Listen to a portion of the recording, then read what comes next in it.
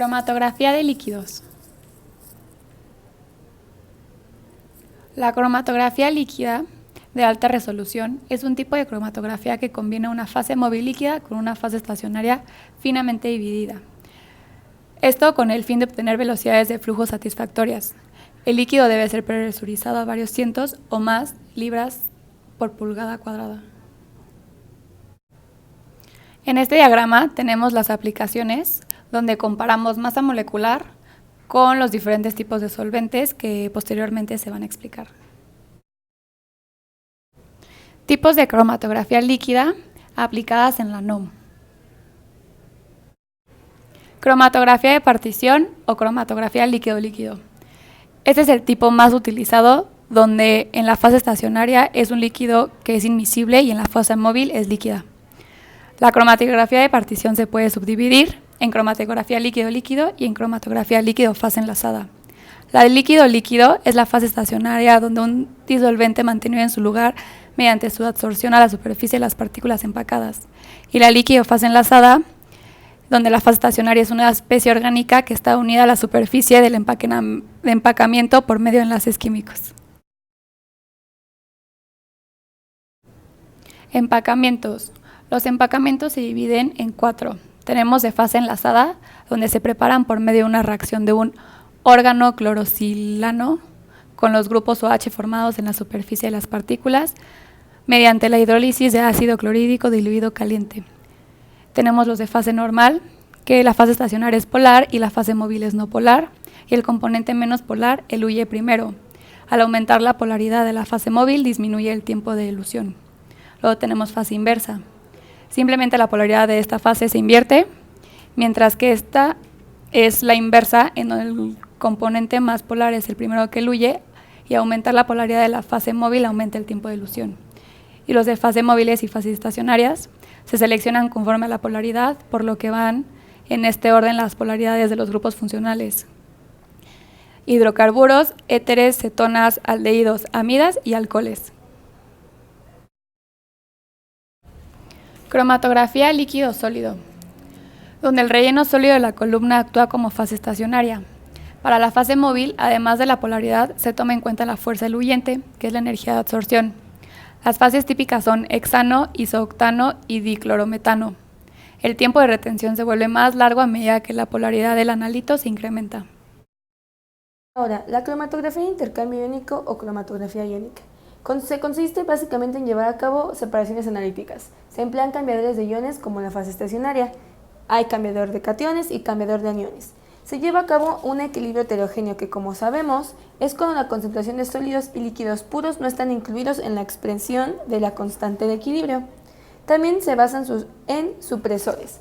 Los supresores, los cuales ayudan a la detección de conductividad, y la columna supresora del eluyente inmediatamente después de la columna de intercambio iónico. Consiste en una columna que está empacada con una segunda resina que convierte eficientemente los iones del disolvente del que se está eluyendo. Ayuda a la separación de aniones en la columna de intercambio aniónico y la separación de iones alcalino-térreos en la columna de intercambio catiónico.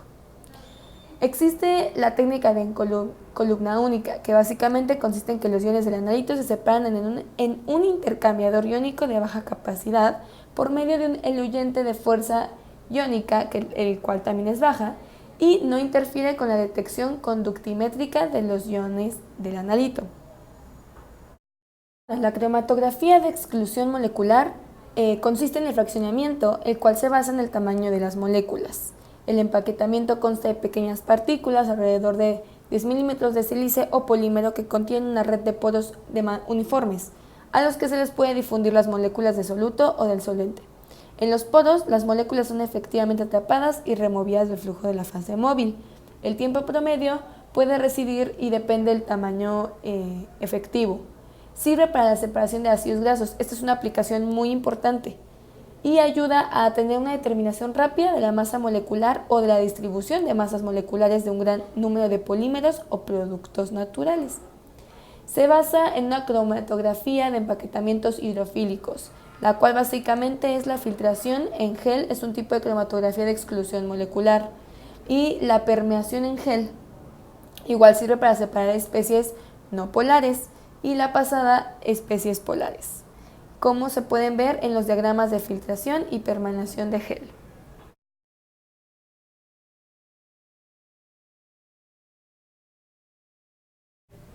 Cromatografía de afinidad. Consiste en que un reactivo llamado ligando de afinidad se une covalentemente a un soporte sólido.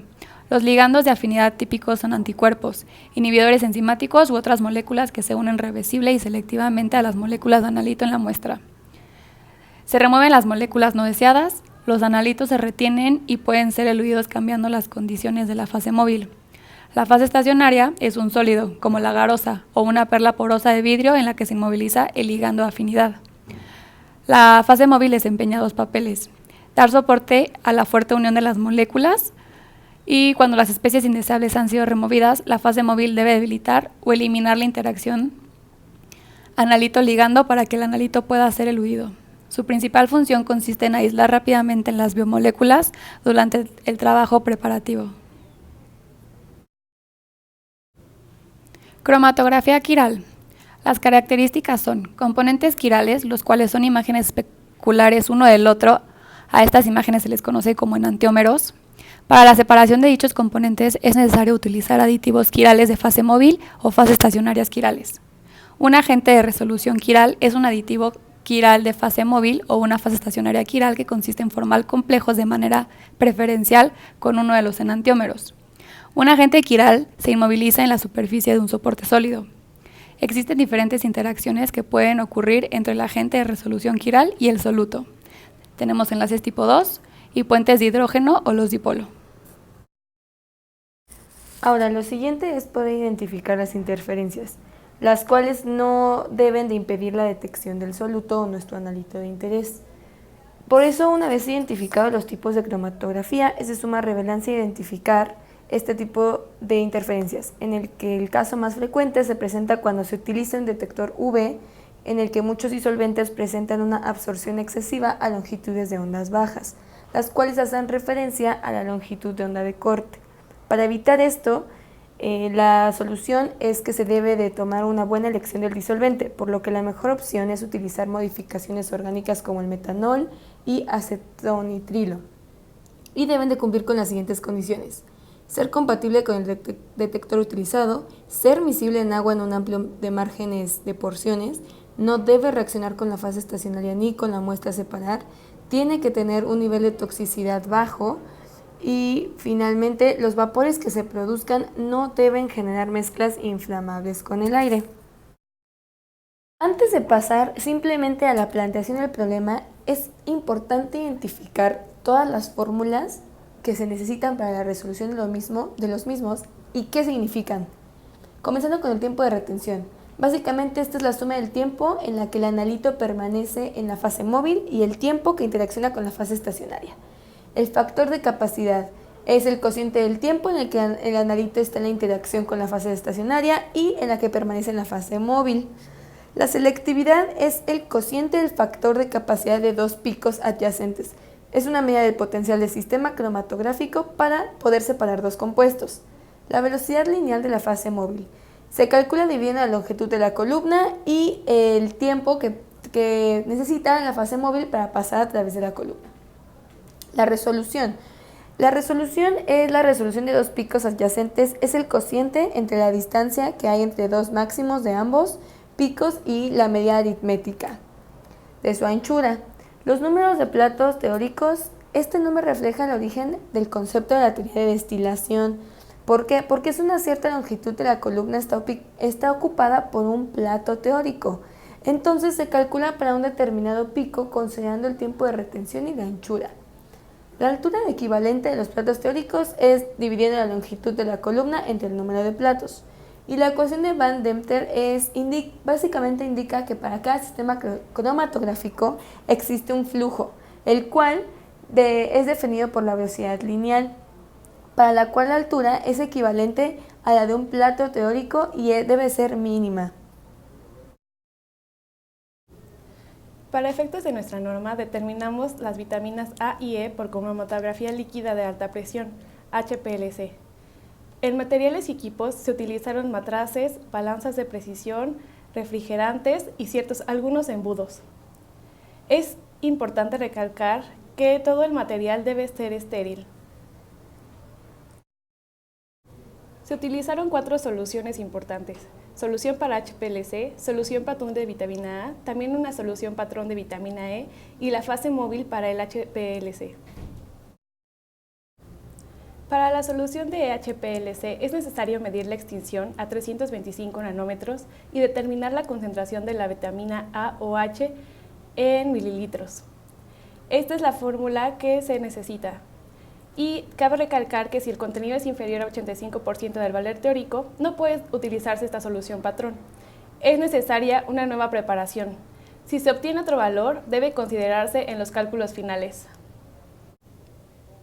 Antes de comenzar, tenemos que recalcar que la vitamina A alcohol se oxida con gran rapidez y es muy sensible a la luz. También las vitaminas A y E son sensibles a la luz, por lo que es necesario utilizar un material de vidrio marrón o proteger el material corriente con papel aluminio. Para la preparación antes de la cromatografía, primero se realiza una toma de ensayo. Luego se determinan los productos con almidón, posteriormente los productos sin almidón, saponificación y la extracción del insaponificable, y está listo para la cromatografía. Ahora bien, una vez mencionado lo anterior, es de suma importancia identificar los componentes que tiene la instrumentación de este tipo de cromatografía, comenzando así con el tipo de reservorios de la fase móvil y el sistema de tratamiento de diluyentes. Esto quiere decir los solventes y reactivos químicos. ¿Para qué? Para que se evite un burbujeo y todos los gases disueltos se eliminen en la dilución. Así que es necesario identificar los 2 tipos de diluciones, que es la isocrática y la gradiente. La primera hace referencia a que la composición del disolvente permanece constante, mientras que la segunda es aquella en la cual la composición del disolvente se torna un poco más difícil y se cambia de manera continua o en una serie de pasos. Ahora, pasando a lo siguiente, es importante identificar que se necesitan bombas y cromatógrafos. Para poder identificar lo que es la fase móvil y todos los tipos de diluciones mencionados anteriormente. Ahora, también es importante identificar que se necesita jeringas e inyectores, como por medio de un sistema de inyección y detección continuo. Este es el método más utilizado para introducir las muestras en cromatografía líquida. Básicamente se usa un asa de muestras donde los equipos para cromatografía líquida tienen asas intercambiables capaces de permitir la elección del tamaño y así hace que sea todo un sistema de muestreo automatizado. Sí, también es súper importante las columnas para líquidos y para gases. Aquí tenemos 2 tipos de columnas, diferentes tipos de columnas, como es la columna analítica. Esta columna está empacada con partículas de 3 o 5 nanómetros. Contienen hasta 100.000 platos y tienen como ventaja su velocidad y un consumo mínimo del disolvente. Esta propiedad la tiene gracias a que los disolventes de alto grado de pureza que se requieren para la cromatografía líquida son costosos y se eliminan después de usarse. También nos encontramos con las columnas de desperdicios, en donde el disolvente se disuelve de manera parcial en el empacamiento de sílice y asegura que la fase móvil se sature con un ácido silícico antes de entrar a la columna analítica. Esto produce que disminuyen las pérdidas de la fase estacionaria en la columna analítica, por lo que es una columna bastante importante aunque digan que es de desperdicio. Por otra parte está la columna de protección. Esta prácticamente protege, corta y empaca la fase estacionaria similar a la de la columna analítica, con la finalidad de poder comparar resultados. Su propósito de la columna de protección es prevenir que las impurezas, como los compuestos altamente retenidos y la materia partícula, alcancen y contaminen a la columna analítica, por lo que esto logrará que incremente la vida media de la columna analítica. También se tiene que hacer una parte del control de temperatura en las columnas de gases. ¿Por qué?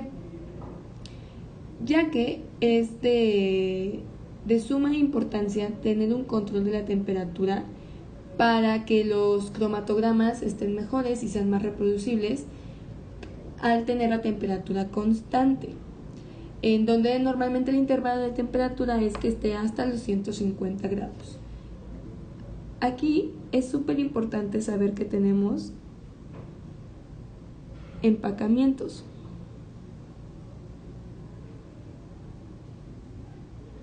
Estos empacamientos se dividen en dos: partículas peliculares, que consisten en perlas de vidrio o de polímero esféricas no porosas, y se pone una capa delgada porosa de sílice y alumina de una resina sintética o una resina de intercambio iónico. ¿Para qué? Para que se logre la separación de proteínas y biomoléculas grandes. Por otro lado están las partículas porosas. Estas partículas consisten en micropartículas porosas que tienen diámetro que van de los 3 a los 10 milímetros, y es para que se tenga una distribución muy estrecha del tamaño de partículas para que se obtenga el tamaño deseado. Ahora pasamos a lo que son los detectores. Es importante que para saber que un detector sea ideal, debe de ser sensible a pequeñas concentraciones del analito, dar una respuesta amplia, poco ruido de fondo y ser estable en el tiempo que dura el cromatograma. Debe tener un volumen interno pequeño para minimizar el ensanchamiento de banda adicional de la columna que nos pueda dar errores. Debe de ser pequeño y súper compatible con el flujo de líquido. Es súper importante también tener en claro que no existe un detector universal. Un ejemplo de un detector puede ser de absorbancia, de fluorescencia, electroquímico, índice de refracción, y por eso se dividen en detectores espectrofotométricos, los cuales miden la absorbancia a una o varias longitudes de onda en el ultravioleta visible. La fase móvil no es muy absorbente. Se encuentra el detector de fluorescencia también, que mide la emisión fluorescente por parte de los analitos. Los detectores electroquímicos, que son utilizados en métodos electroanalíticos como la amperometría, colummetría y voltamperometría. Básicamente detectan compuestos electroactivos susceptibles a sufrir reacciones redox, que son de óxido-reducción. Y por último están los detectores refractométricos, que son los que detectan cambios en el índice de refracción de la fase móvil por la presencia de un soluto. Esto sucede cuando un haz luminoso pasa a través de una celda que está dividida en dos compartimientos. Uno contiene el disolvente como fase móvil y el otro efluente de la columna. Y también estos se ven afectados por la temperatura, así que, como se mencionó anteriormente, es muy importante tener un control de la temperatura. Finalmente, se van a utilizar software integradores para que podamos tener un gran estudio de los picos, los cuales lo vamos a poder entender más a detalle con el problema que se planteó. Para la evaluación u obtención de resultados, se utiliza la fórmula mostrada. El contenido de vitamina A y E están expresados en unidades internacionales por 100 gramos de producto. En la fórmula, M es la toma de ensayo, HP la altura de pico de la muestra, HS altura pico de la solución, C concentración de la solución patrón para la vitamina A y la vitamina E, y V el volumen en mililitros. Para poner en práctica lo anterior, se realiza un problema. La proteína y la grasa de una X producción de leche tienen tiempos de retención de 15.20 y 16.57 minutos en una columna de 15 centímetros. La proteína no retenida pasa a través de la columna en 2.30 minutos. Las anchuras máximas en la base de la proteína y la grasa son 1.04 y 1.34 minutos. Se planea calcular lo siguiente. Bueno, el problema nos da los datos del tiempo de retención de la proteína y la grasa, el tiempo de la proteína no retenida junto con sus columnas, la cual es la misma, y las anchuras máximas para las dos sustancias. El primer inciso que nos pide la resolución entre la proteína y la grasa, tenemos esta fórmula en donde sustituimos los siguientes datos. Tenemos la resolución del tiempo de retención 2, el cual es 16.57, menos el tiempo de retención 1, que es 15.20, entre las anchuras máximas, que son estas dos, 1.34 más 1.04, y esto entre 2, dándonos como resultado una resolución entre ambas sustancias de 1.15.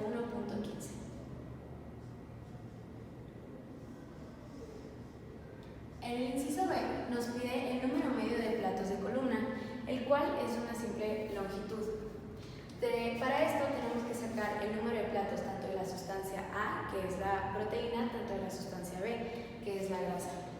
Entonces tenemos NP de la proteína 16 por el tiempo de retención de la proteína, el cual es 15.20, entre su anchura, o sea, 1.04. Y esto al cuadrado, dándonos un número de 3.417.75. Por otro lado, el número de la grasa, de platos de la grasa, sería 16 por 16.57 entre 1.34 entre 2. Esto es igual a 2.446.55. Teniendo estos dos datos por separado, necesitamos tener un promedio, que nos da igual a 2.932.15. Ahora, en el inciso C nos pide la altura del plato, que es igual a la altura es igual a la longitud de la columna, 15 centímetros, entre el número de platos, que es igual a 2.932.15.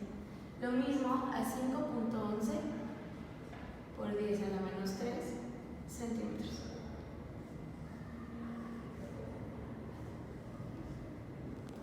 Ahora, en el inciso D, que nos pide la longitud de la columna necesaria para lograr una resolución de 1.5, tenemos la siguiente fórmula.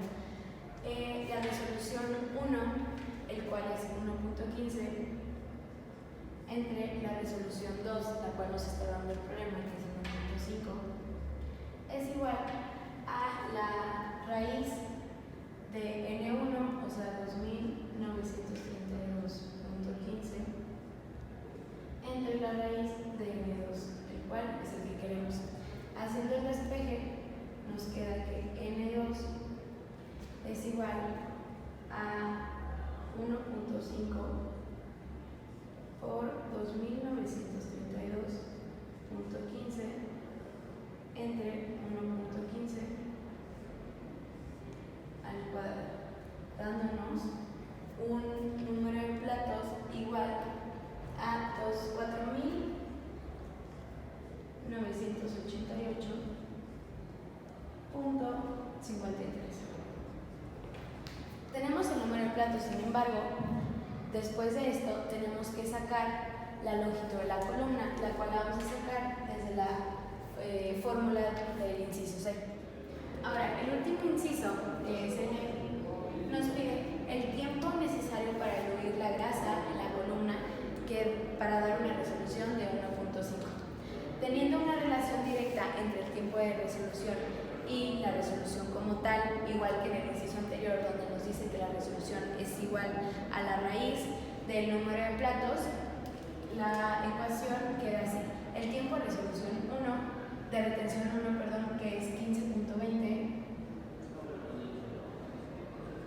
entre el tiempo de resolución 2, el cual es el que queremos, es igual a la resolución 1, o sea, 1.15 al cuadrado, entre la resolución 2, la cual nos está dando el problema, 1.5 al cuadrado. Haciendo el despegue, tenemos un tiempo de 25.86 minutos. En conclusión, tenemos que la resolución como tal es una relación entre la retención, selectividad y eficacia de la mezcla y del método como tal. Cuando se tiene una resolución final menor a 1.5, como es es el caso, significa que, que tenemos el 90% de resolución y que los componentes no se pueden separar, en este caso la proteína y la grasa. El número de platos es simplemente una longitud y tenemos que el tiempo en total de este análisis se puede duplicar, ya que cuando la columna al final lleva un doble de su altura a su altura inicial, la cual era 15 y ahora mide 25.49, que prácticamente es el doble, los tiempos de análisis se pueden duplicar, por ende sale mucho más caro y pues los tiempos aumentan demasiado. Por eso es necesario usar en este caso otro tipo de estrategia para poder lograr la separación de las dos sustancias de la mezcla. Finalmente, este método es de gran utilidad para la separación de proteínas, en este caso contenidas en la leche y la identificación de las mismas. Por otra parte, se reforzaron definiciones vistas a lo largo del curso y consideramos que es de suma importancia conocer a detalle en lo que consta este método, para así lograr un cambio en la metodología de la norma y hacerlo de manera eficiente, detectando más analitos, en este caso proteínas esenciales y sobre todo un bajo costo y tiempo análisis.